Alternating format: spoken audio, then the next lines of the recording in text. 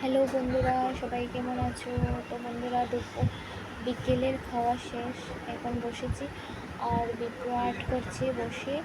তো আজকে বিপ্রকে নিয়ে স্কুলে গিয়েছি। আজকে কিবা শুক্রবার, কালকে বৃহস্পতিবার গেছে, জুলাই মাসের 3 তারিখ। তো এই জুলাই মাসের 3 তারিখে আমাদের বিয়ে হয়েছিল। তো 2017। তো 18, 19, 20, 21, 22, 23, 24, 25। তো আমাদের এবার 8 বছর সম্পূর্ণ হলো। গতকালকে 8 বছর সম্পূর্ণ হয়েছে আমাদের দুজনে বিবাহ বন্ধন। 8 বছর আমরা এগিয়ে এসেছি একসাথে সুখে দুঃখে।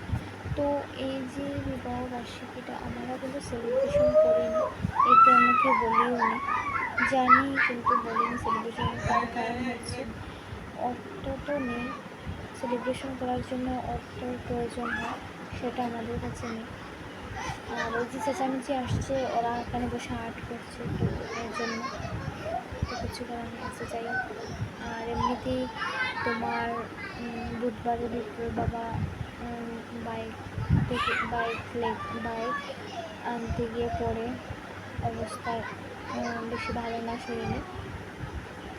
আর আমরা সেরকম কিছু সেলিব্রেশন করি না, আমরা গরিব মানুষ। বিয়ের আগেও সেরকম কখনো করা হয়নি, এই যে বার্থডে ইত্যাদি, আর এখনও করা হয় না। মনও লাগে, তাছাড়া অর্থেরও প্রয়োজন। আর দুটোও আমাদের কাছে অভাব আছে কিছুটা। আর যদিও মন থেকে থাকে টাকা পয়সা, তাছাড়া বিপ্রও করা হয় বার্থডে সেলিব্রেশন, বাচ্চা করা হয়, এটাই যথেষ্ট। আর সেলিব্রেশন বড় কথা না, সম্পর্ক যদি ভালো থাকে, সম্পর্ক যদি গভীর হয়, ভালোবাসাটা যদি সঠিক থাকে, মানুষটা যদি ভালো থাকে, তাহলে সেলিব্রেশনে কী হবে, তাই না? ইম্পর্টেন্ট কতটা খাটে, দেখো আমার স্বামী আমাকে কতটা ভালোবাসে বা কতটা ভালোবাসে না, এটা সে জানে, আমি তো শুধু অনুভব করি।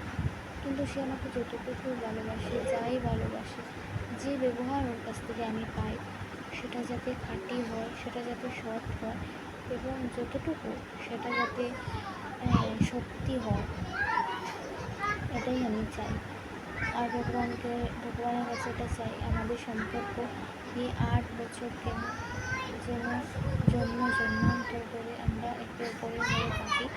7 জন্ম কেন, যতবার পৃথিবীতে জন্ম নিয়ে আসবো, আমরা একে অপরের সাথে যেন মিলেমিশে এভাবে থাকতে পারি, সুখে দুঃখে, আনন্দে খুশিতে।